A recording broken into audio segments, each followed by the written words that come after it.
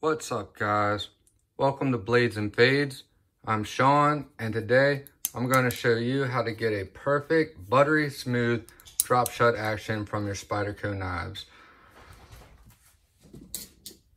The knife I'll be demonstrating on today is the standard production all black Spyderco Paramilitary 2. This was my first higher end Spyderco knife, and it's about 4 years old. And I no longer really carry it, so as you can see, it could definitely use some love and attention. The tools that you will need to do this are a T10 and a T8 TORX driver, a Dremel, a polishing wheel attachment. Now this is a soft polishing wheel. You don't want to use anything hard on your phosphor bronze washers. You will need a polishing compound, some other items that I'd highly recommend is a quality pivot lube of your choice. I'll be using KPL and some medium Loctite. So let's begin. First, I start by removing the show side scale. For those of you who don't know the difference between show side and not show side is typically the side with no pocket clip for people who are right-handed, or for people that are left-handed, it is the side that has the compression lock mechanism.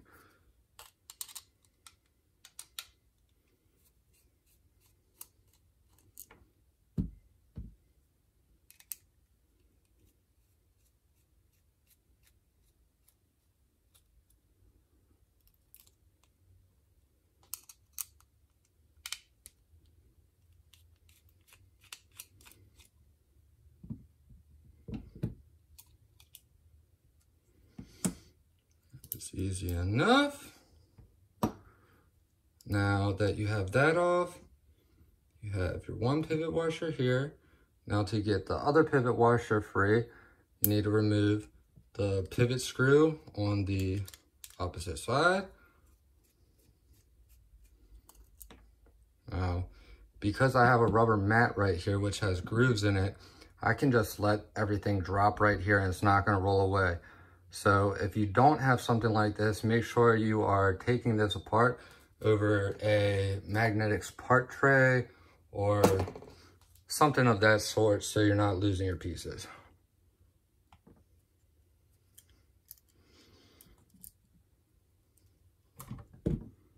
Sorry about that. Keep hitting the camera. All right, so next what you're going to do is you take your Dremel with your polishing wheel and make sure you get some polishing compound on it. I'm just going to take it like this and spin it in here with my finger so I'm not flinging it all over the place.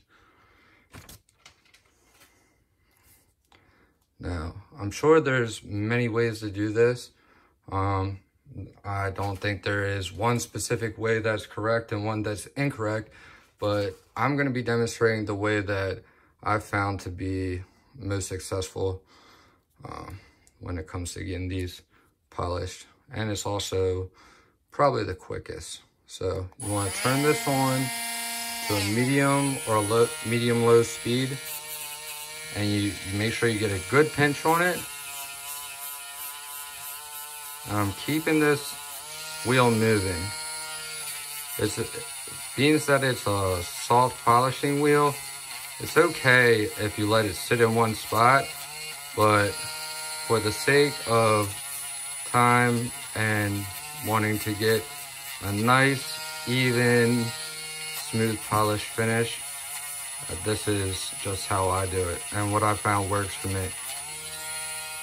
Now, you're going to want to make sure you have a really tight pinch on this guy, because if you don't and this wheel flings this out of your hand, you may never find it again. Now, I've only had this happen to me once, and I was lucky enough to find the pivot washer. However, you know, depending on where you're doing this at, you may not be as lucky. So use caution.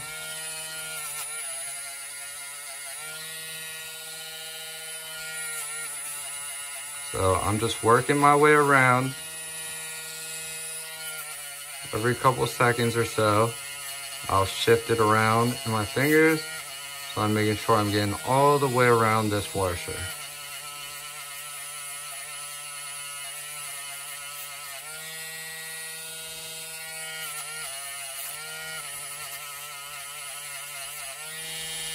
Flip it over and start working the back side.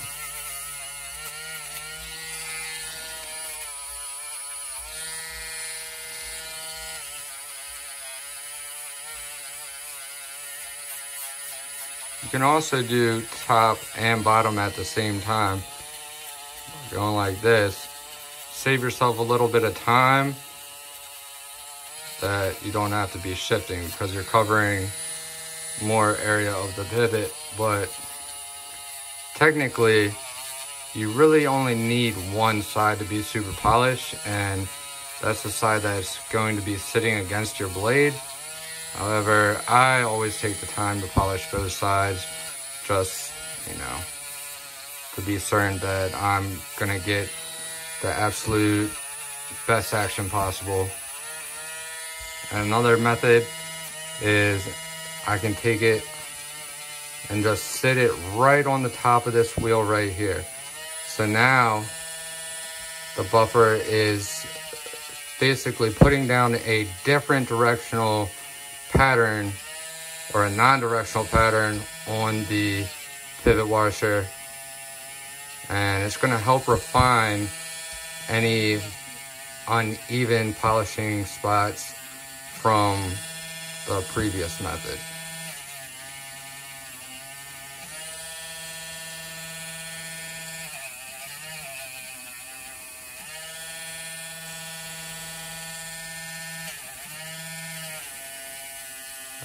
As you move forward with this and the washer starts to polish up and polishing compound starts to get on your fingers, it's going to start to get a little bit slippery. So at some point, such as right now would probably be a good point, you're going to take a break from that for a second. In this bottle, I have 91% rubbing alcohol, and I am going to give this a nice cleaning. Take a microfiber, set that in there.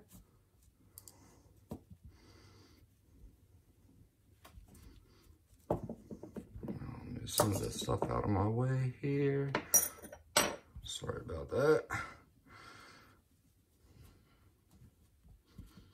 I'm not new to doing this process, but I am new to trying to do it on camera. So try to have some patience with me, guys. I'm doing the best I can to bring you guys the best content possible, and I'm always trying to make improvements. So it's starting to look, it's definitely getting a lot better. So now that we did that, I'm gonna move on to another option, or I mean, I usually do both of these methods. It's not really a one or the other, but technically you probably could do one or the other. I found that the only way that I can get these washers truly polished to a level that, you know, it's really making it enough of a difference, you have to be thorough with it. Oh, let's see. I haven't tried this here on this specific pad before, so sometimes it's a little, yeah, it's just a little tough getting started because it wants to slide around.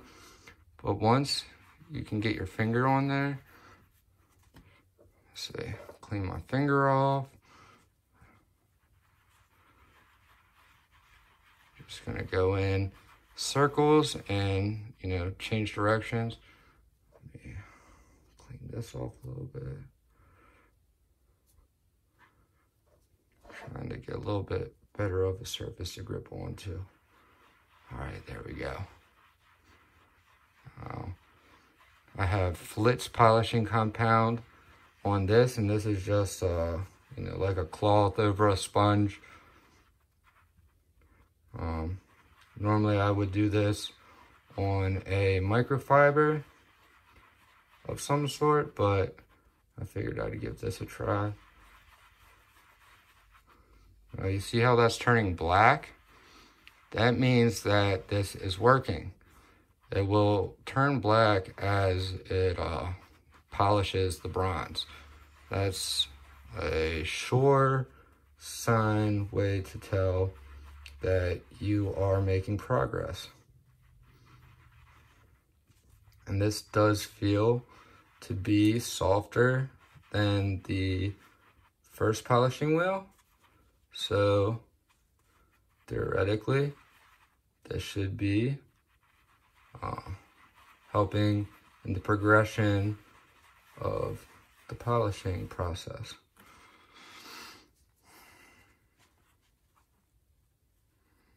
Let's see here, get my alcohol in there.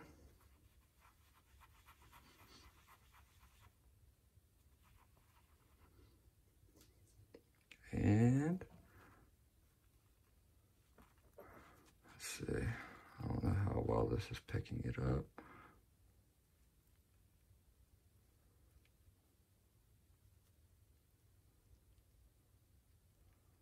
All right, so there's still some micro scratches in there. As is, I'm fairly confident that you would see an improvement. However, I'm not just going for a little bit of improvement. I am a perfectionist, and when I'm taking the time to do one of these processes, it's not about getting it just good enough for me. I want it to be as good as it possibly can be. So, like I was saying, using the microfiber, this is what I normally use. I should have just started with this. This has some dried up compound already on it. So I'm just gonna start working it like this. You can do figure 8 and then switch up the direction. I find it a little bit faster just to do circles. Sorry if I was just shaking that.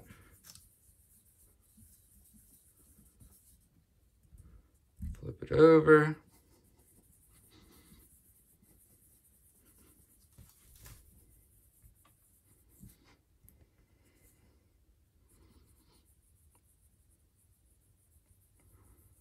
I've seen people say that you can polish these up on a strop by itself. And I have tried that several times with 2 different types of compounds. And both times I found that I ended up with deeper scratches than when I started.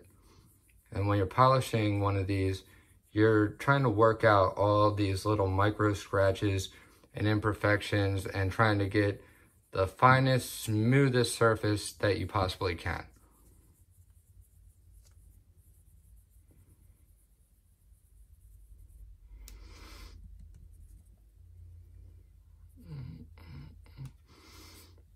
Let's see, clean my fingerprint off of here.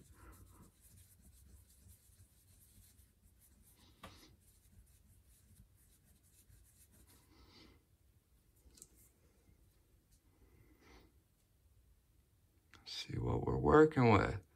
All right, guys, we are making improvements. Definitely starting to get better. I think I'm gonna go ahead and try putting a little bit of Flitz on this polishing wheel. And then put a little bit on here too.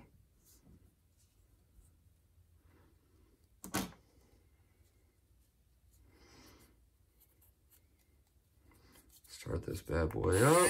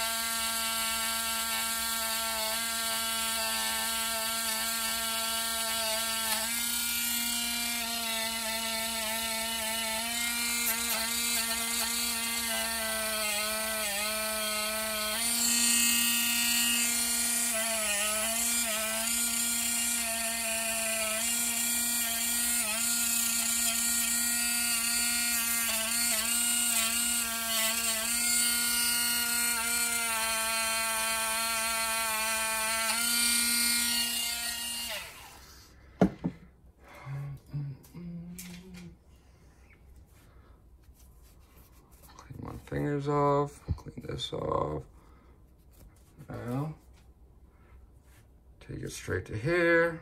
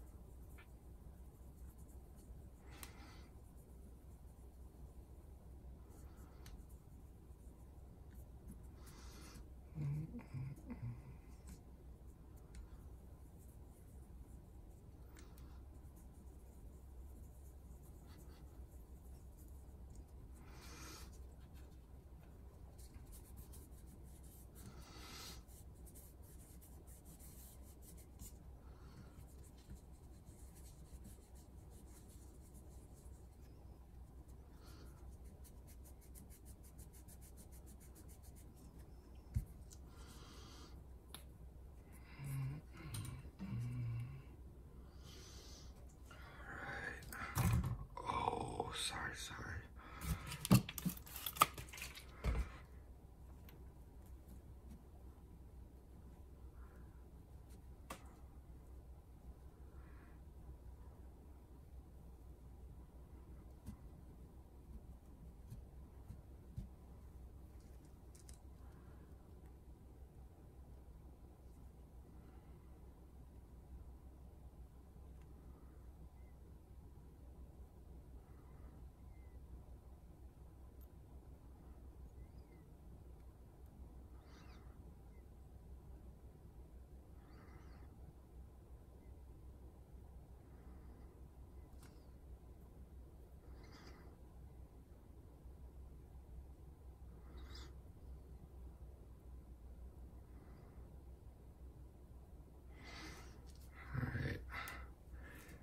Getting better.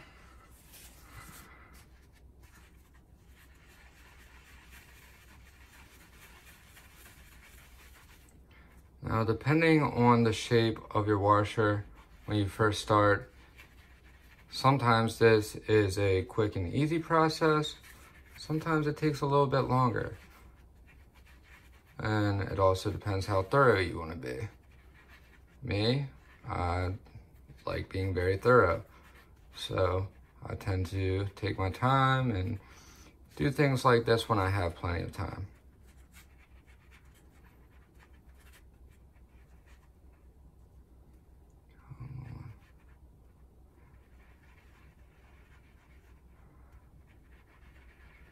Nice and easy does it.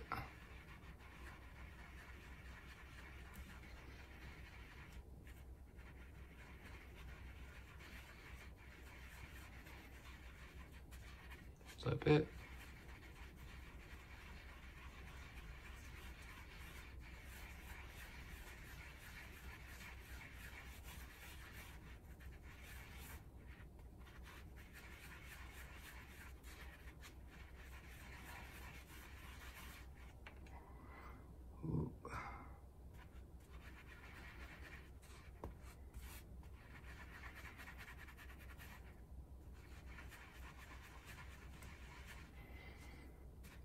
right, guys.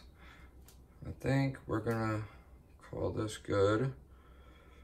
This is probably as good as this one right here is gonna get without making this video crazy long.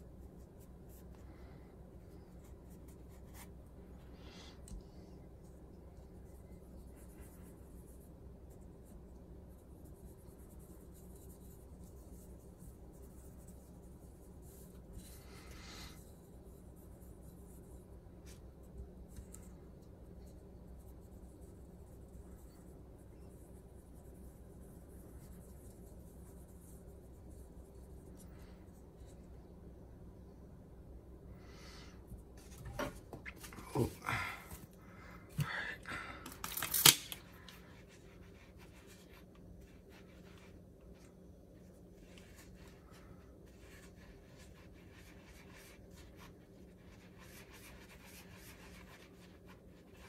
Just using this side to clean it off now.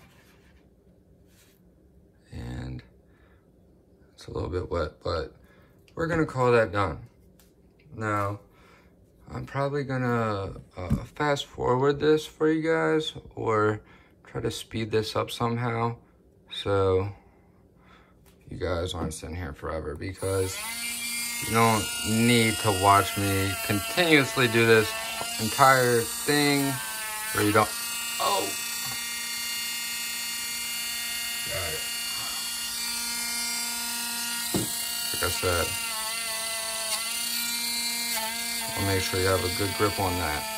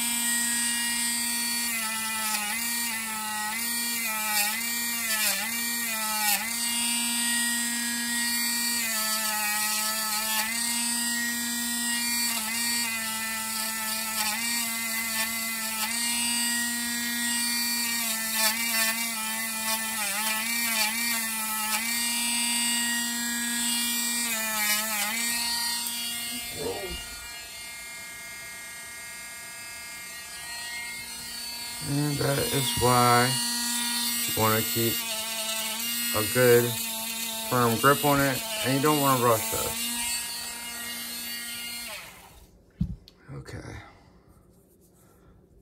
Back to the microfiber.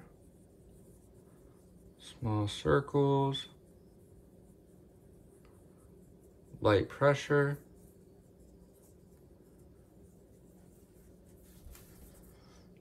Ooh.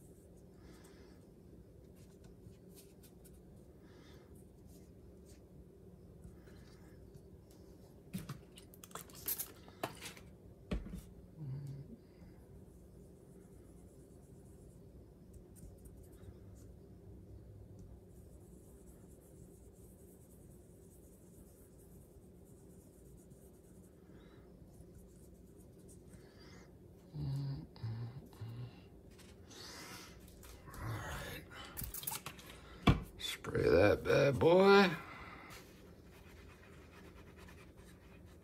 on this clean side with just alcohol, using this to make sure I get all contaminants, all polish, dirt, oil, grime, anything that's on these off.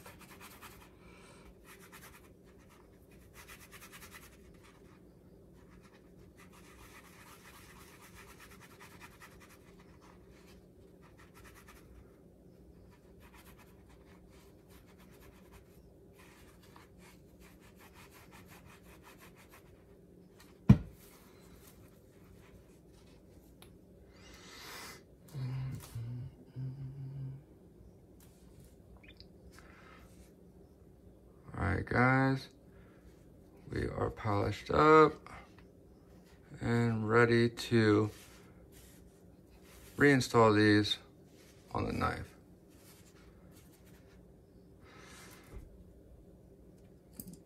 Now, first things first, I'm gonna wipe clean both sides of the assembly, both sides of the liners.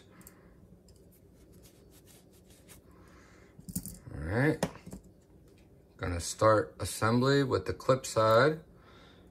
You're going to need your pivot right here. It's gonna be a good idea to clean this guy up.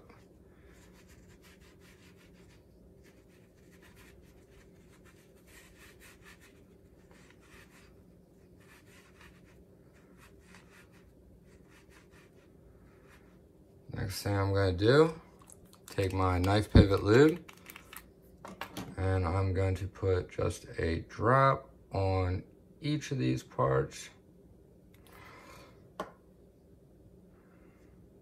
I'm gonna take one of these washers, turn it over in my finger so it has oil on both sides. You wanna take whatever side looks to be polished the smoothest is the side that you want facing up. You're gonna take your pivot right here, find the D, which is right there, set that in there like so. Grab your T10 pivot screw, your TORX driver, and just like that, just snug. I mean, a little bit tight, but you don't need to crank this down like, you know, you're trying to kill it. These knives are built with certain tolerances, and this is not a very thick steel liner. And then your handles on this version are G10. So both of those have, you know, give to them when under enough pressure. So for this knife to function properly at the, you know, specified manufacturer tolerances, it can't be over tightened or it can throw those tolerances off. And that is another very common thing that can be a problem and cause you to have, you know, poor action, very poor action. Over tightening screws is a easy, you know, mistake. Everybody makes it in the beginning. Some people make that mistake forever. But if you're like me and you want your knife to, you know, function as good as it possibly can, then sooner or later, I'm sure you will find this out. And, well, rather sooner than later, because I'm pointing it out right now. So hopefully I have something new to offer you guys that you didn't know before. Another thing I'm gonna do real quick is with this buffer wheel, just where the pivot washers sit, I'm just gonna go over it with this buffing wheel. Just real quick, not anything crazy.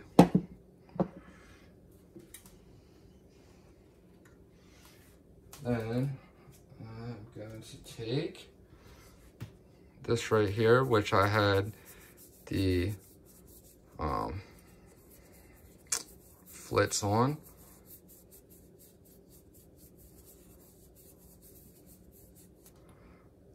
Now I'm going to spray it with some alcohol. Make sure I clean it real nice.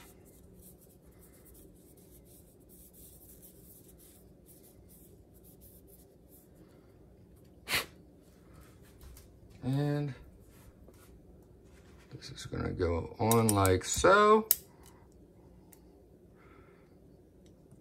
You take your other pivot washer, roll it around in your fingers so that oil is evenly dispersed.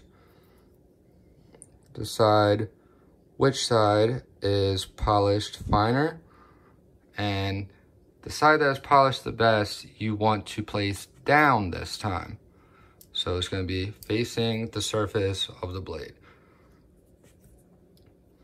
Now that you have this done, we're going to line everything back up just like that. Easy peasy. Pop your screws in. Grab your T10 TORX. And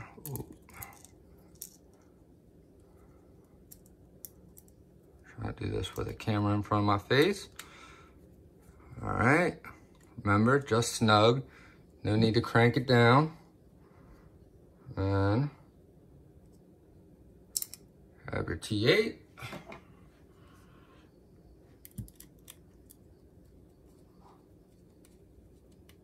Remember, just snug. No need to crank this down like you are trying to kill it. Now, oh, let's see. Oh, that's a little tight. See here. Tighten it down. Back it off a quarter. Tighten it down. Back it off a quarter. That's better. Sometimes these guys can be too tight. Tighten them all the way down, tight. Back it up a quarter. Oh, there we go. Making big improvement here. Let's check. A little bit of blade play there.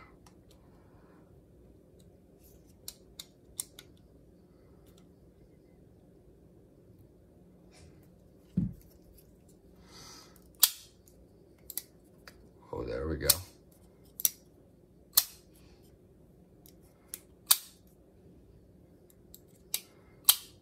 All right, now, this is probably not the best knife to demonstrate this on because this knife is old.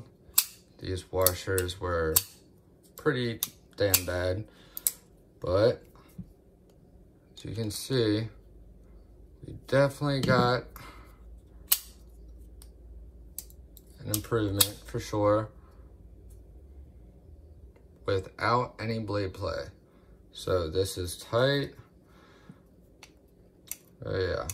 And the reason for the Loctite is because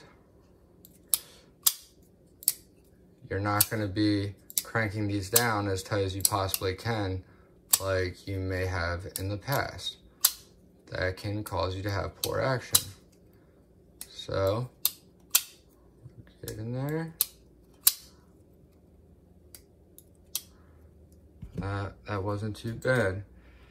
Here is an example of what we're aiming for. Sorry about that. Or like so. I did the same thing on both of these. However, these are both newer knives, and I polished the washers from the start instead of after years of use. So this is, I mean, you can't really go wrong with this. If your knife is in bad shape, then, you know, it's not a guarantee that it's gonna be 100% perfect action again. But if you're doing this on a brand new knife, then you can rest assured it will be the smoothest damn paramilitary 2 or whatever folding knife it is for that matter that you have ever experienced. And just like that, a little bit of flicking, a little bit of breaking in, there it is. Problem solved. Now, I hope I was able to share some valuable tips and tricks to you guys that you may not have been aware of. My goal is obviously to have you know, something to offer to the community with these tips and tricks and tutorial videos. I definitely would not consider myself any type of professional. This is a passion of mine. It has been a passion of mine for 20 years. It's a hobby to me. It's something that I love and enjoy. And I've always been the tinkering type. And this is a process that I've kind of refined over time through trial and error, and have found, you know, pretty much always works. Hasn't let me down yet. And I'm glad that this video was successful and did not make a liar out of me, because I was a little nervous at first. But that is it, guys. Hope you guys enjoyed this and learned something. Stay tuned for more content. Please leave any suggestions in the comments and let me know what you would like to see next. Bye now.